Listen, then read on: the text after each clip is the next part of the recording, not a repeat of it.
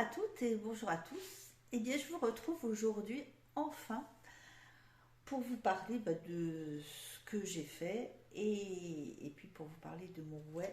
Mais on verra ça tout en fin de cette vidéo. D'abord, je voulais remercier tous ceux qui me suivent, les anciens qui sont toujours là depuis le début, et puis tous ceux qui arrivent sur cette chaîne et qui ne me connaissent pas encore. Donc, je me présente, je suis Mimi de Sacré Mimi, et ceci est un vlog, podcast, pas un vlog, non, un podcast uniquement tricot, enfin principalement tricot, couture, et puis quelquefois des petites choses qui viennent se glisser sur ces images. Eh bien écoutez, on va commencer tout de suite avec ce que j'ai fait et ce que j'ai terminé surtout. Alors en premier projet terminé, vous le connaissez déjà parce que vous l'avez déjà vu, j'ai terminé le pull que ma fille avait designé, que je lui avais déjà tricoté et que malheureusement elle avait fait rétrécir. Donc, comme elle était très triste, je lui ai refait son pull. Alors, c'est pas tout à fait, c'est le même motif, c'est le même genre de construction, mais il est un petit peu plus long et un petit peu plus large. Alors, je vais essayer de vous le montrer en entier. Donc, hop, voilà, je vous le montre. Hop, il est assez long. Donc, du coup, elle va le porter un peu blousant. Donc, voilà, enfin, elle aime bien. Elle l'a essayé et il lui plaisait bien comme ça. Donc je vais vous dire déjà en quoi il est fait. Il est fait en bergère de France. C'est la qualité Mérinos 2.5, 2,5. C'est le écru bébé.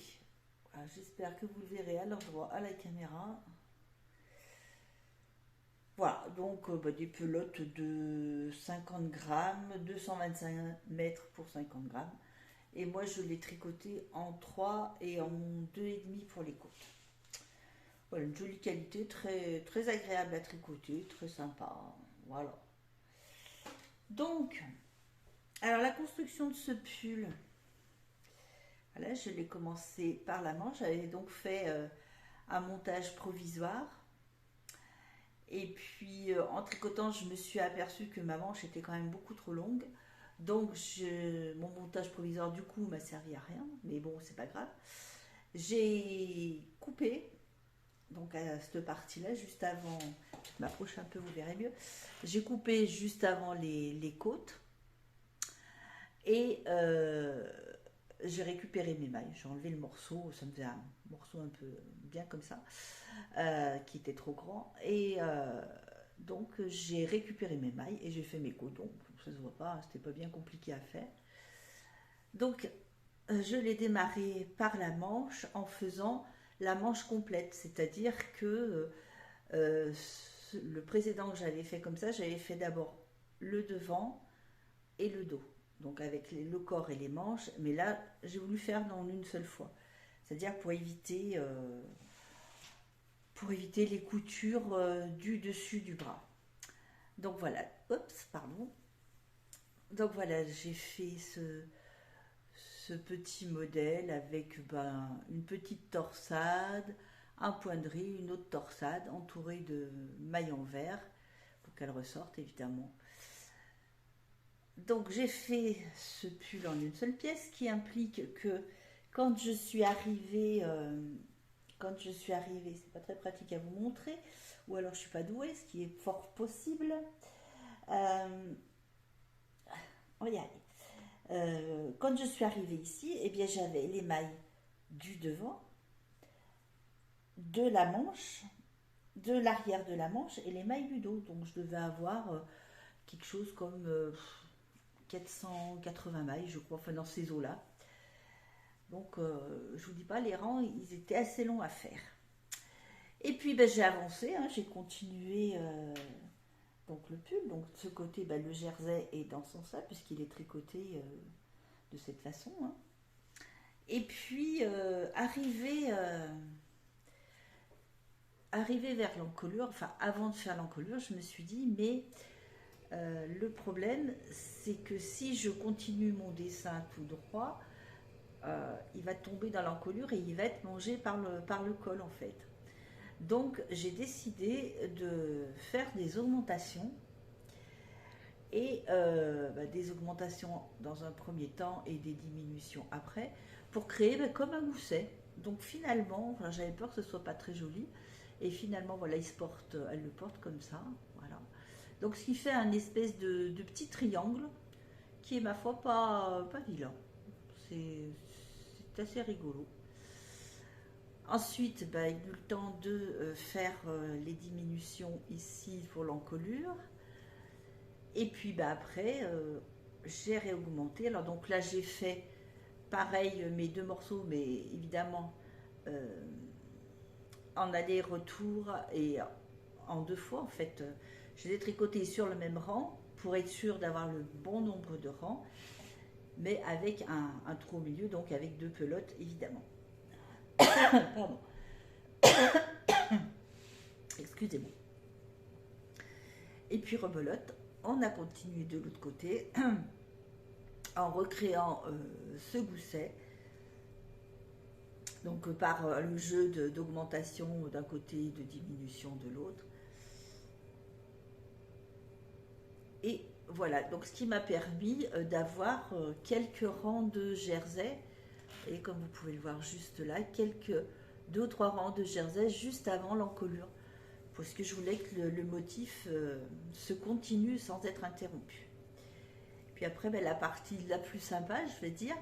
Donc après, on rediminue, on enlève les mailles de côté. Hein, on rediminue de chaque côté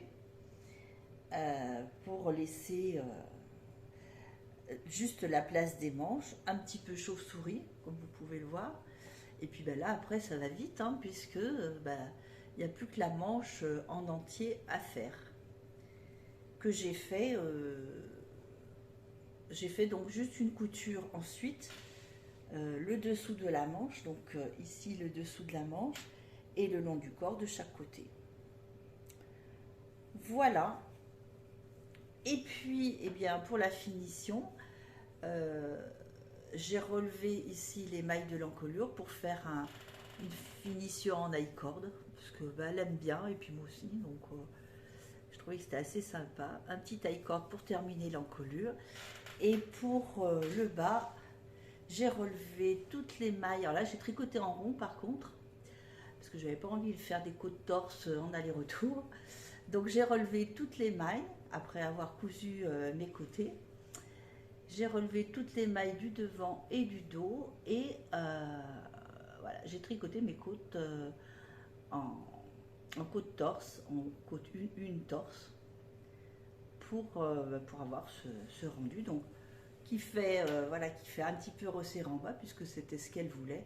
Donc elle va le porter un petit peu loose. Elle l'a essayé, il lui plaît. J'aime autant vous dire que j'ai poussé un ouf de soulagement parce que je me voyais mal le redéfaire. Donc là, il a été lavé, bloqué. Et j'aurais plus qu'à lui donner. Elle l'a essayé hier et elle voulait l'emporter. J'ai dit non. Il doit passer par la caméra d'abord, donc tu l'auras un peu plus tard. Voilà.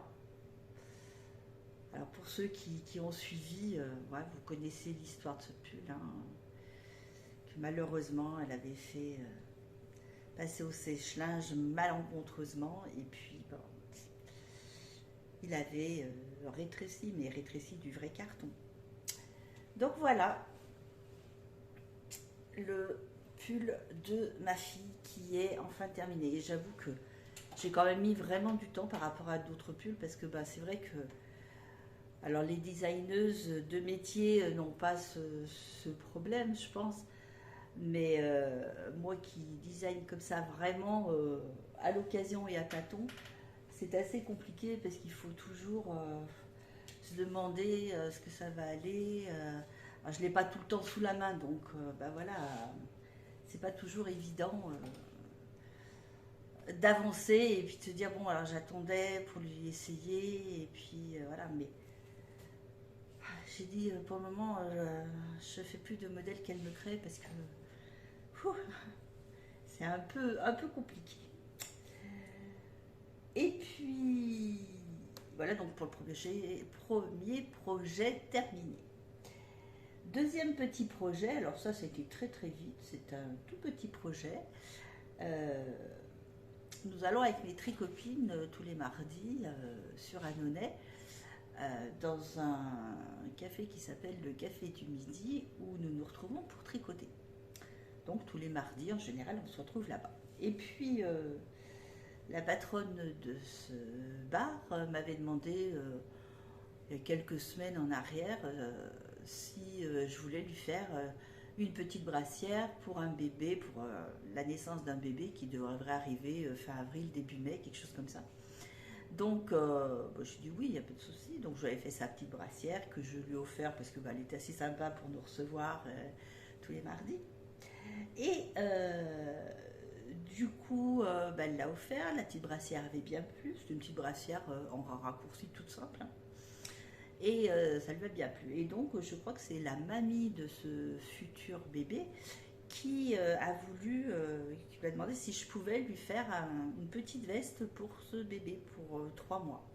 Je dis, bah oui, il n'y a pas de souci, c'est vite fait, puis bon, c'est sympa à faire pour les bébés. Et du coup, voilà la petite veste que j'ai réalisée pour ce petit bébé. Hop.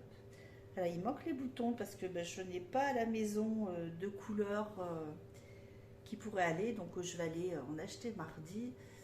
Et puis, voilà, alors la petite veste. C'est trop mignon quand c'est tout petit que ça, c'est vraiment trop chou. Trop choupinou. Allez, je vais vous montrer un peu mieux. Voilà. Si. Et c'est un petit garçon, donc on a fait la fermeture du bon côté, évidemment. Hein. Voilà, hop. Donc voilà cette petite veste avec une torsade de chaque côté du raglan sur le dos, de chaque côté des manches, sur le dos et sur le devant de la manche. Voilà. Et puis le long de la bande d'encolure qui a été tricotée en même temps. Voilà. Il n'y a aucune couture. Aucune couture sur ce petit sur cette petite veste. Alors, c'est une petite veste qui est réalisée en laine Katia, PEC, je pense qu'on dit comme ça, ou PEC, je sais pas, mais voilà, je vous montre. PEC, et c'est le coloris 84 963, si ça intéresse quelqu'un. C'est un petit peu un vert amande, un peu. Très très sympa. Alors j'ai utilisé, la dame m'en avait pris 2 pelotes, mais je n'en ai utilisé qu'une. Donc je vais lui rendre évidemment. Et vous voyez, avec l'échantillon, voilà, il m'est resté juste ça, en ayant fait l'échantillon et en ayant fait la petite veste. Donc vraiment, prend pas beaucoup de laine. J'ai tricoté ça en 3. Oui, en 3. Alors voilà pour la petite veste. Alors le modèle, c'est un modèle Baby Sunny Side. Vous avez vu l'accent, il progresse, hein. De Tanis Lavallée. C'est un modèle en anglais. Et comme je suis pas douée en anglais, j'ai eu la collaboration de ma tricopine Caroline qui vient avec nous sur les tricotés les mardis où on se rencontre, et puis à d'autres occasions, mais surtout les mardis pour nous tricoter. Et c'est elle qui a eu la gentillesse de me traduire ce patron parce que j'avais pas envie de m'embêter, puis c'était un peu complexe, moi qui ne l'ai jamais tricoté en anglais, donc je trouvais un peu complexe. Donc voilà, elle a été super sympa pour me traduire tout ça. Donc voilà, ben c'est une petite veste là qui se commence par le haut. On fait quelques rangs de point mousse. Et puis on commence à créer on met donc des marqueurs pour créer le raglan avec une torsade, le début de manche, l'autre raglan, l'autre torsade. Et voilà, on augmente à chaque fois de chaque côté pour créer là, le devant pour mettre plus de mailles pour le devant. On a créé en même temps aussi la torsade du devant droit et celle du devant gauche. Et on avance tout doucement comme ça jusqu'au dessous de bras, où là on met les manches en attente et on continue sur les deux devants, en aller-retour bien sûr, sur les deux devants et le dos. Voilà, donc jusqu'en bas, il se termine aussi par un petit point mousse que vous pouvez voir. Et puis, moi j'ai fait un arrêt classique, pas à l'aiguille. D'habitude, j'ai l'habitude de faire à l'aiguille, mais là, j'ai fait un arrêt classique avec les mailles que l'on passe l'une sur l'autre.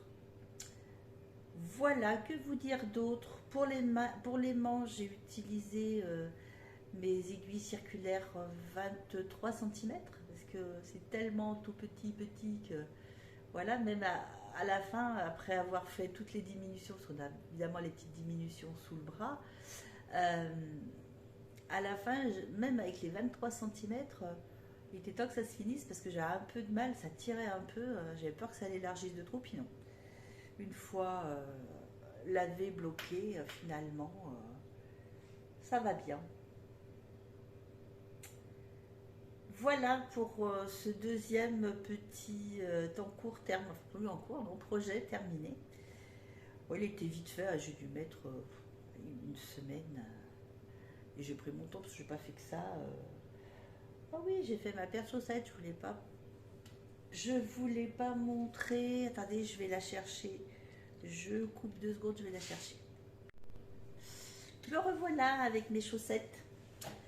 Donc voilà, j'ai pris le temps de la glisser sur un bloqueur, c'est quand même plus facile à voir. Donc mes chaussettes comme d'habitude, la méthode de Guy Charbonneau, tout en jersey parce que étant donné qu'elles sont bien bariolées, j'avais pas envie de faire un motif pour l'instant.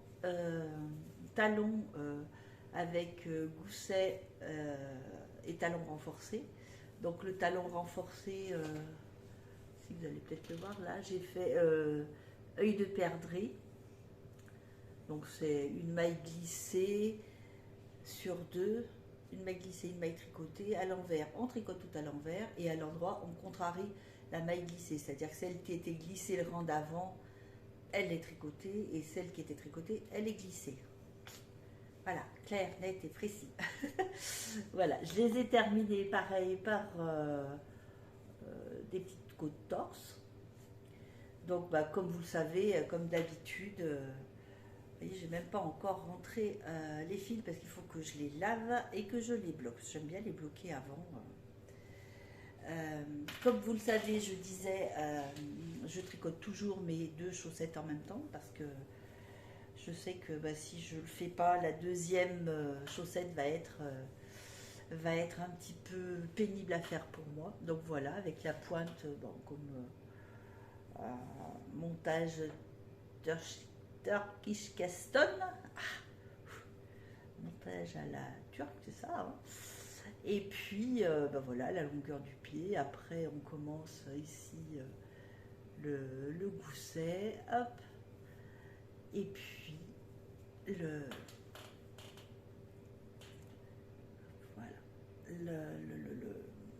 l'œil de perdrix. Et on reprend ses mailles et on continue. Donc moi toujours, j'aime beaucoup la méthode de Guy Charbonneau. Parce que franchement, d'abord les chaussettes me vont bien mieux qu'avant, parce qu'au début que j'ai commencé les chaussettes, je faisais le talon à rang raccourci classique, sans gousset, sans rien. C'est vrai que j'avais un petit peu de mal à les enfiler au niveau du coup de pied. Et puis j'ai essayé, la première que j'ai faite avec un gousset, c'était avec le livre Faire ses chaussettes qu'on a vu là beaucoup, que je vous avais présenté il y a quelques épisodes de ça. Euh, et je l'ai commencé et puis finalement j'ai essayé et j'ai trouvé que c'était très bien. Donc du coup, pardon. Du coup, je l'ai fait maintenant avec le talon renforcé et le gousset. Autant pour moi que pour Marie, pardon, que pour ma fille et même ma petite fille, je l'ai fait comme ça. Je trouve qu'elles sont sympas. Ça va assez vite à faire, bah, décidément. Donc voilà, donc 3 projets terminés. Donc ces chaussettes, bah, j'ai mis aussi du temps pour les faire.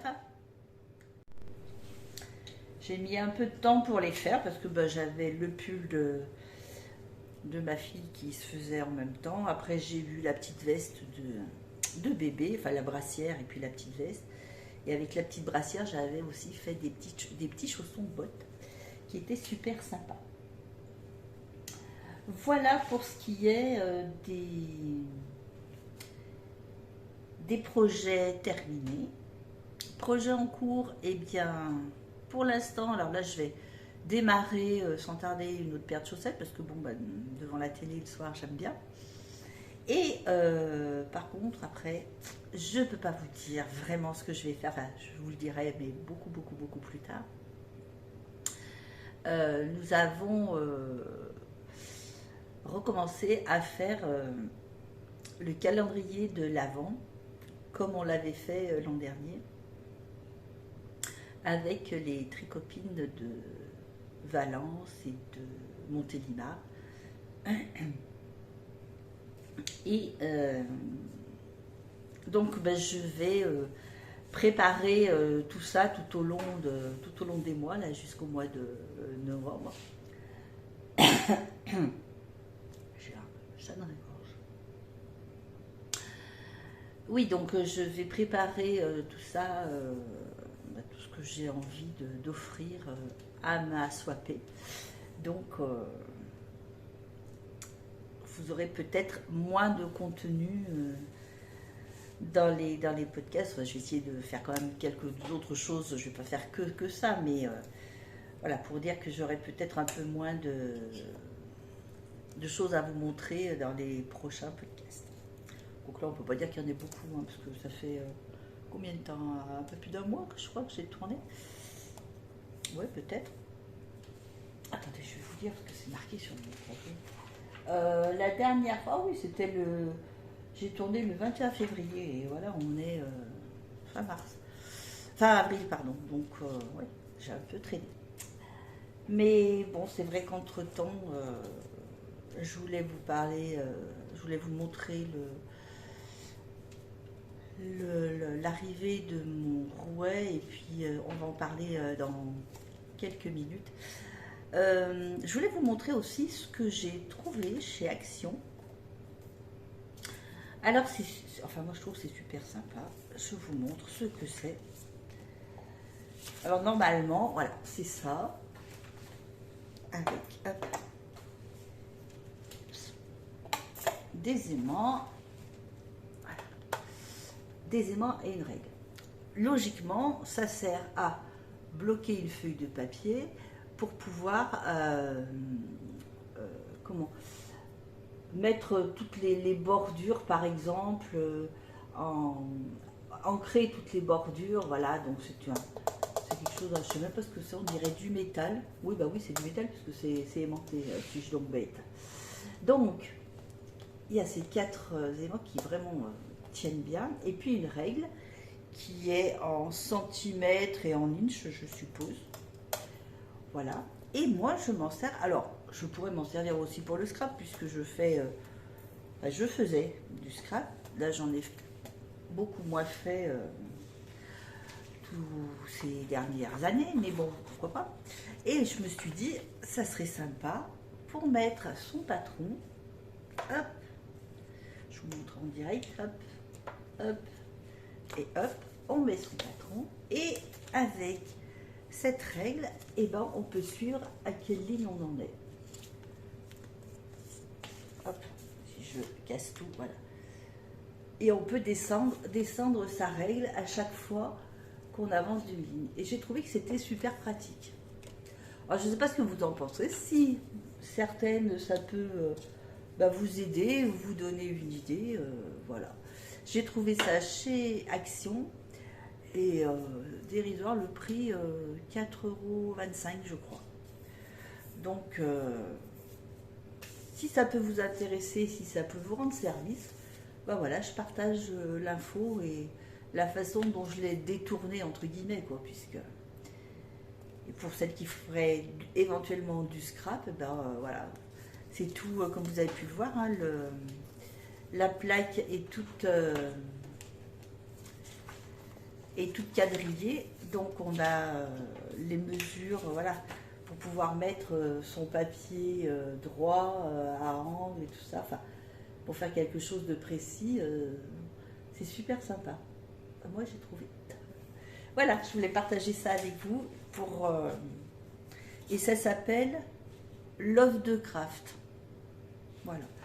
Si vous voyez ça, la boîte est de la même couleur, là, dans un bleu vert.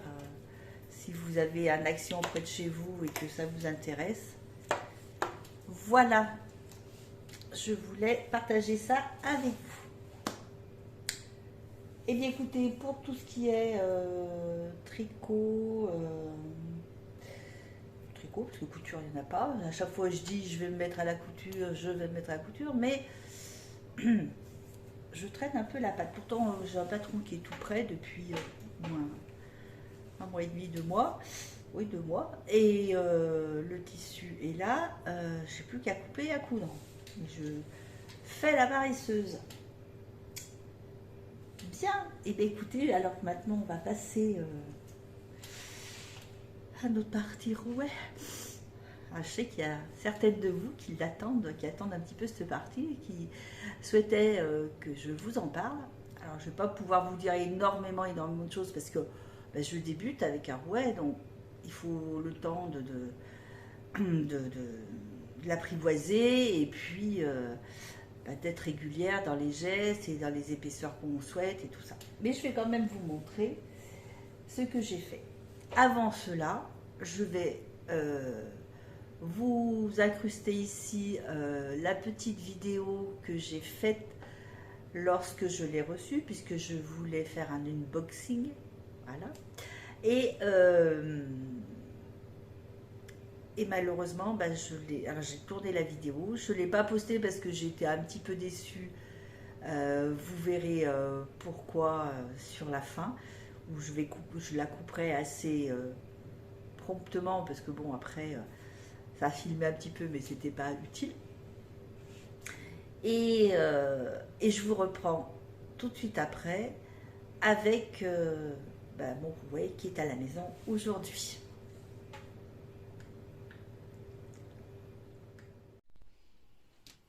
Voilà, donc alors voilà notre joli colis, n'est-ce pas? Alors bon, je vous passe la petite facture, les petits livres qui vont avec, où on explique plein de choses sur le filage et tout ça, mais c'est en anglais, donc autant vous dire que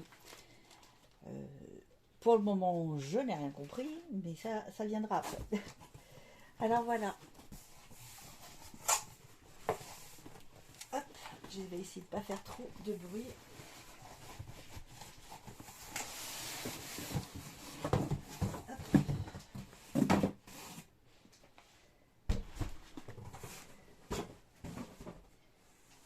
Donc,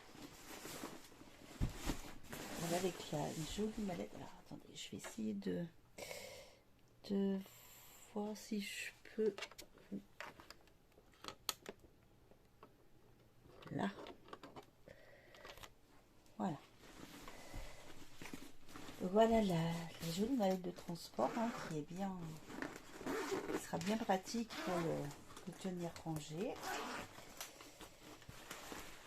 Et puis Super, hein, pas de papier, je vous enlève tout ça, excusez-moi pour le bruit.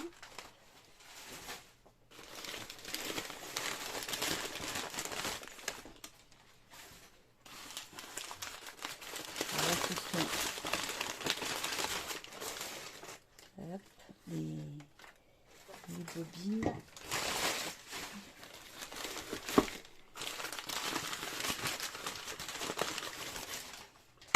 Ah voilà, une deuxième.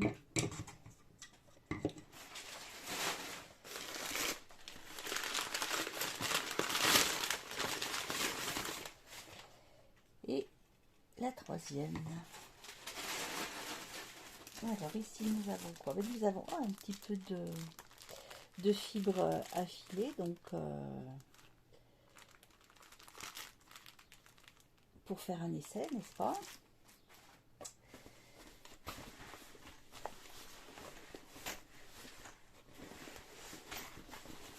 Hop là. Alors une partie de rouet. Alors, qu'est-ce que c'est que tout ça?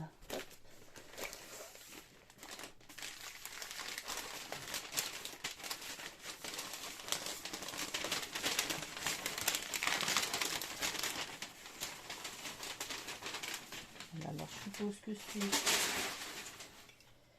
Je sais pas. Ah non, ça c'est pour mettre les bobines quand on veut faire du rotor. Voilà, donc on place ça avec les tiges et les bobines.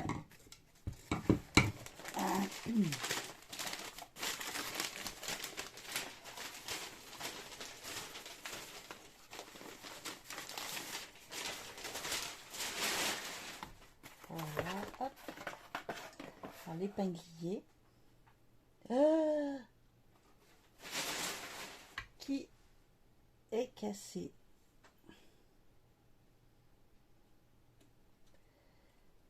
Aïe, aïe, aïe, aïe, aïe.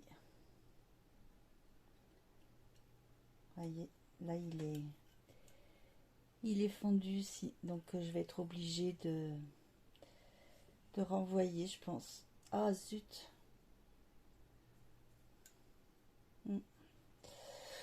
Je vais quand même continuer de défaire ça avec vous.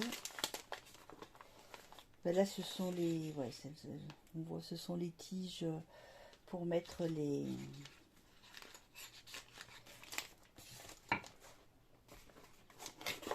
Ce sont les tiges moteurs. Ben, écoutez,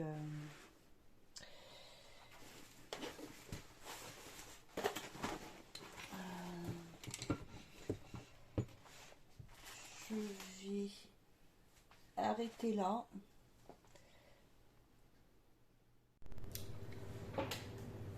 Donc me revoilà après cette petite vidéo incrustée. Donc vous avez pu voir un petit peu ma déception quand je me suis aperçue que mon épinglier était cassé. Donc il s'était cassé, vous l'avez vu dans la vidéo, il s'était cassé. Là je vais laisser le petit élastique pour bien faire attention. Il s'était cassé ici, comme ceci. Il était fondu, voilà, de là à là. Donc le morceau se soulevait et donc j'avais pensé déjà à mettre de la colle à bois, mais je voulais pas le faire tant que j'avais pas le feu vert de la maison Articilium, à qui j'ai téléphoné bien sûr pour expliquer ce qui m'arrivait, et qui ont été très très sympas parce que tout de suite ils m'ont dit on va vous en renvoyer, ça va ça va être un petit peu long parce que ça sera avec notre livraison de mai, mais en attendant ils m'ont conseillé de coller. Donc ce que m'avait donné Malou comme solution, et d'autres sur Instagram. Donc voilà, donc je l'ai collé et c'est vrai qu'on ne voit plus rien. Alors le problème qu'il y avait, c'était sur cette partie, et j'avais peur que en glissant le guide fil, à force, comme c'est des fois un petit peu compliqué à glisser, j'avais peur que ça l'abîme. Donc voilà, c'est réparé, je peux m'en servir. Donc c'était pour filer enfin en S. Donc au début, bah, les premiers essais que j'ai faits avant d'avoir cette confirmation de pouvoir coller, je l'ai fait en Z. Et puis voilà, c'était pas un gros problème en fait. Donc eh ben, je vous le montre. Hein. Alors voilà, bah, vous l'épingliez. Et puis bah, voilà le rouet en lui-même. Voilà, ici on a la prise du courant. Non, ça c'est la prise, voilà, la prise pour la pédale et la prise de courant, puisqu'on a on a une petite pédale que l'on actionne pour l'arrêter ou le mettre en marche. Voilà. Ici, on a alors marche arrêt, la vitesse et pour filer en S ou en Z. Alors en S, c'est dans le sens inverse des aiguilles d'une montre, donc le rouet tourne dans ce sens-là. Et en Z, il tourne dans le sens horaire, dans le sens des aiguilles d'une montre. Ce qui fait que la première fois, enfin, quand on choisit, quand on file sa laine pour la première fois, on choisit ou en Z ou en S, suivant ce qu'on préfère. Et puis ensuite, quand on veut retordre les deux brins en même temps, on fait l'inverse de ce qu'on a fait la première fois. C'est-à-dire que si on a fait nos deux premières bobines en S, et bien la deuxième fois on les tord en Z. Voilà. Donc voilà, là il y a un petit fil pour le frein hein, qui s'actionne avec ce petit bouton. Donc c'est un petit réglage qu'il faut faire. Alors pour les réglages et pour une description et une utilisation vraiment complète, je vous invite à aller voir les vidéos de la toison d'Ariès d'Alexandra qui est sur YouTube aussi et qui explique ça très très très bien. D'ailleurs c'est par rapport à elle que j'ai acheté ce rouet et que j'apprends à filer aussi avec elle. Voilà.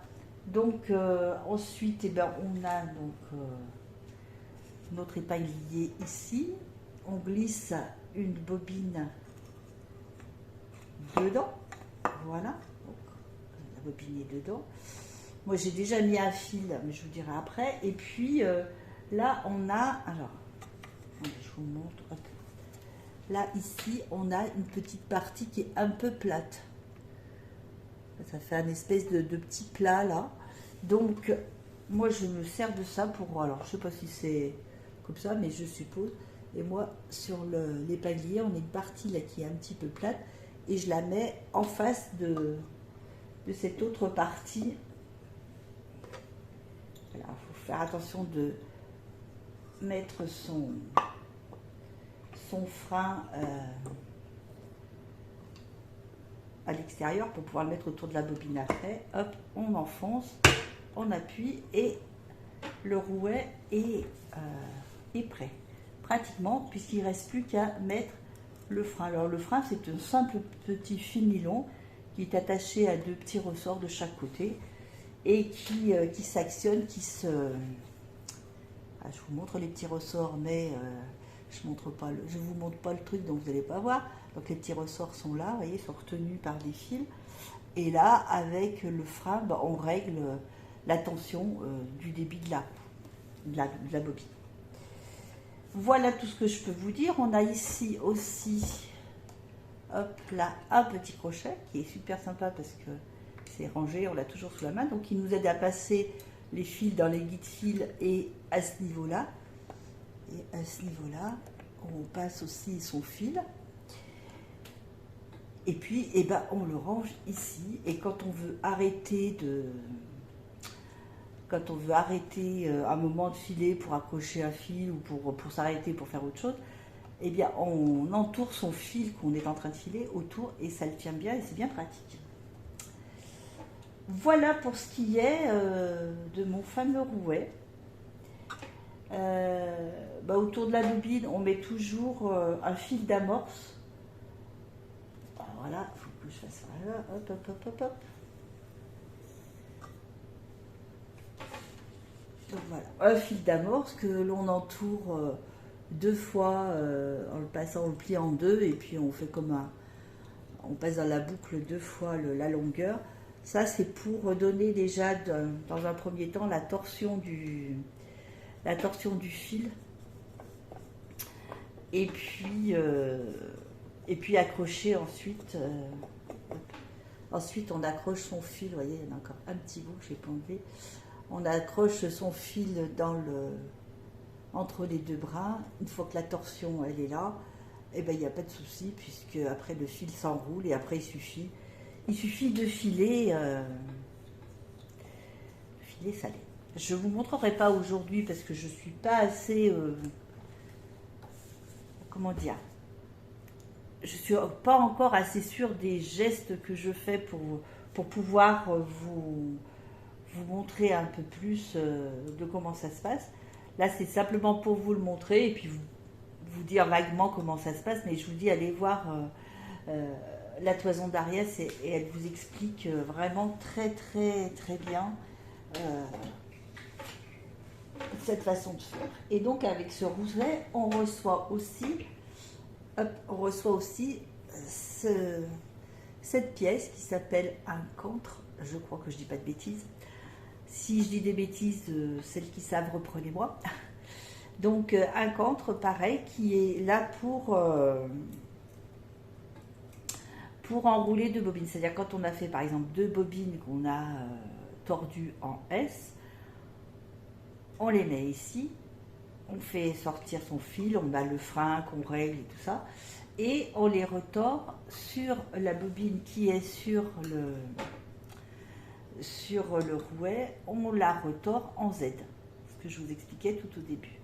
On la retord en Z, ce qui fait que ça détord un petit peu ce qu'on a fait au départ, et les laines se mêlent plus, s'enroulent l'une autour de l'autre. Voilà. Donc moi c'est ce que j'ai fait. Alors je vais vous montrer mes petits essais qui sont pas non plus c'est pas non plus un travail d'art. Là ça a été la première. Alors celle-ci je l'ai faite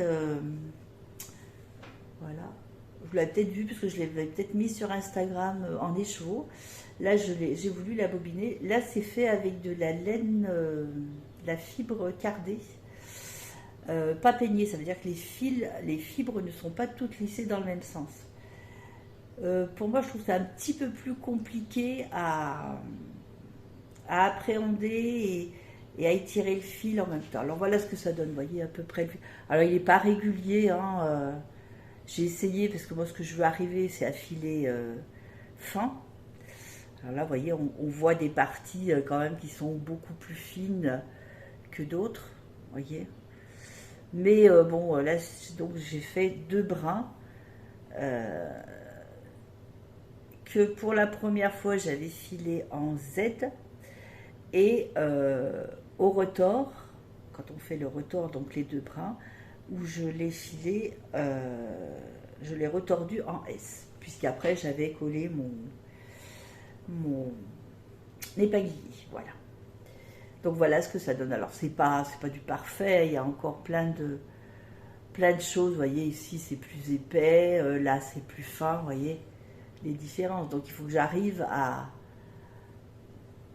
filer régulièrement, hein, et pour ça, comme toutes les fileuses nous le disent, il faut de l'entraînement, quoi. Il faut pas hésiter à filer régulièrement. Et puis la deuxième petite pelote, alors ça j'ai fait avec ça, c'est de la laine peignée. C'est-à-dire que toutes les fibres ont été mises dans le même sens, donc c'est beaucoup plus facile déjà à appréhender. Mais pareil, j'ai filé, je crois, c'est la couleur verte que j'ai moins tordue au départ. Et ça me faisait, voilà, ça me faisait pas quelque chose de régulier, quoi. Mais bon, c'est pas grave. Il faut bien commencer à un moment ou à un autre. Voilà. Voyez. Alors après, je les ai mises en bobine parce que je vais essayer de les tricoter en faisant voilà, un habit de poupée ou voilà, un petit truc comme ça, juste pour voir ce que ça va donner, tricoter, même si tout n'est pas, vous voyez, si je prends ici, alors ici je vais la retordre un peu, mais voyez, si je prends ici, c'est quand même très très lâche, alors que si je prends là, c'est très lâche, très, très épais, alors que là... Alors j'ai fait les calculs, donc allez voir, encore une fois, je me répète, mais allez voir les toisons d'Ariès, la toison d'Ariès, Alexandra. Allez regarder sa vidéo, enfin ses vidéos, parce qu'elle en a fait plusieurs, aussi bien pour filer avec un fuseau que pour filer aux roues électriques. Et à la suite de ça, elle nous a fait, il n'y a pas très longtemps, une vidéo pour mesurer sa laine. Et j'ai trouvé ça extraordinaire. C'est simple. Après, il faut le faire, voilà, le temps de le faire évidemment. Mais c'est super intéressant à faire.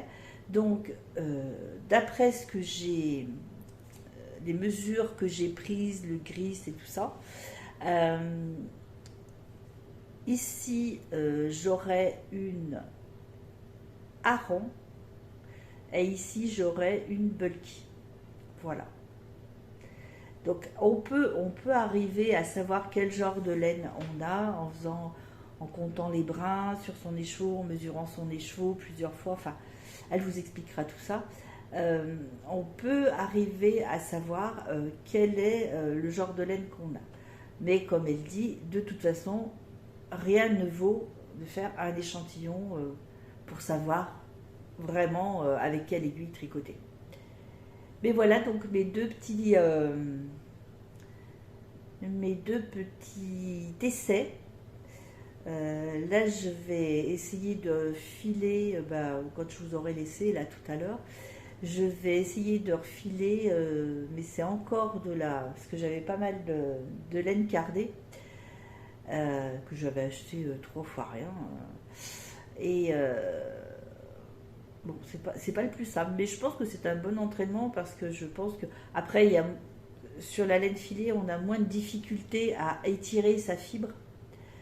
Parce qu'on étire d'abord sa fibre pour. Là, je peux plus parce que ouais, elle est déjà un peu tordue, donc je peux plus l'étirer. Mais c'est plus facile de le faire avec une laine peignée qu'avec une laine cardée qui a plein de petits brins et, et qui est beaucoup plus difficile à étirer et à avoir la bonne épaisseur dans les doigts, à sentir la bonne épaisseur pour faire l'épaisseur qu'on veut. Voilà tout ce que je peux vous dire sur mon rouet que j'ai reçu. J'espère que c'est un petit peu ce que vous attendiez. Après, si vous avez d'autres questions, si vous avez, je sais pas s'il y a des choses qui vous paraissent incomplètes ou que vous n'avez pas compris dans ce que j'ai pu vous expliquer, parce que c'est pas évident non plus d'expliquer vraiment quand moi je connais pas encore l'appareil de fond en comble quoi. J'essaierai de vous répondre si vous voulez. Je vais m'exercer le plus possible et puis si un peu plus tard vous voulez que je vous montre comment je fais pour filer, je vous montrerai. Mais voilà, après il faut me laisser un peu le temps de faire des essais pour arriver à filer vraiment fin comme moi je le sais, j'aimerais filer pour pouvoir tricoter avec des aiguilles 3. Donc j'y suis pas encore avec mes 2 essais, j'y suis pas encore.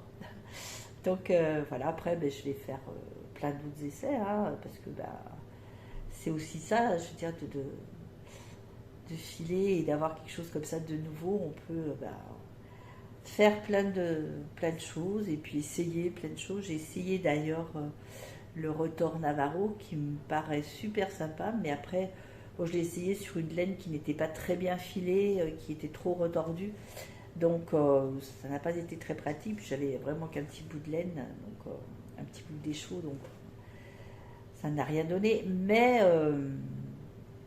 mais je compte bien réessayer parce que ça me plaît bien ce retour en Navarro. Bien, écoutez, je crois que je n'ai rien oublié de vous dire. Je crois que je suis passée partout. Et bien sur ce, je vais vous souhaiter une très bonne journée. J'espère que vous avez le soleil chez vous parce que chez nous, là, pas très beau. Mais bon, tant pis, hein, on va en profiter pour filer au chaud, c'est sympa. Et je vous dis à très bientôt, passez une bonne fin de journée. Et puis, je vous embrasse et portez-vous bien. À bientôt.